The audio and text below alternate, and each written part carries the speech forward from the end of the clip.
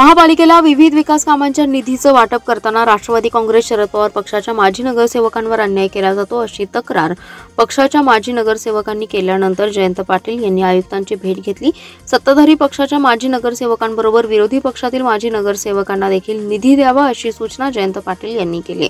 दरम्यान राष्ट्रवादी शरद पवार पक्षामध्ये कोणीही नाराज नाहीत, सगळे आपलं काम करत आहेत, पक्षात कसलेही मतभेद नाहीत, याबाबत शरद पवार पाहतील असा निर्णय घेतील असा खुलासा जयंत पाटील यांनी सांगलीमध्ये बोलताना दिला। दरम्यान दोन्ही राष्ट्रवादी एकत्र येण्याची चर्चा आमच्या पक्षात नाही, तिकडे होत असतील तर माहिती नाही असंही जयंत पाटील यांनी स्पष्ट केलं। महापालिकेच्या निधी संदर्भात राष्ट्रवादी काँग्रेसच्या माजी नगरसेवकांनी प्रदेशाध्यक्ष जयंत पाटील यांच्याकडे तक्रार केली। तक्रार केल्यानंतर जयंत पाटील यांनी आयुक्त सत्यम गांधी यांची भेट घेतली। जिल्हा नियोजन समितीची वार्षिक योजना तसेच लोकशाहीर अण्णाभाऊ साठे विकास योजनेतून महापालिका क्षेत्राच्या विकास कामांसाठी मोठ्या प्रमाणावर निधी उपलब्ध झालाय। या निधीतून माजी नगरसेवकांनी कामे सुचवली होती, मात्र ही कामे केली गेली नसल्याची तक्रार करण्यात आली। आयुक्तांनी याची माहिती घेऊ, लोकप्रतिनिधींची कामे प्राधान्याने घेऊ अशी ग्वाही दिली।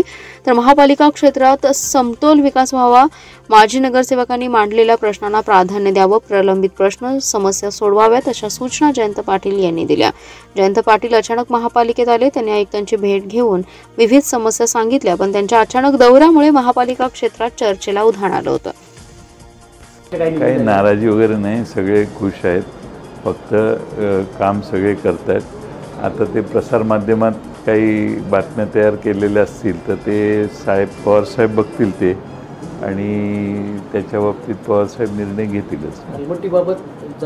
दोन राष्ट्रवादी एकत्र येण्याचा नाही, आमच्या पक्षात कोणती चर्चा नाही आहे, त्यांच्या पक्षात काय चालू असेल तर मला माहीत नाही, तुम्हीच मला ही माहिती देताय।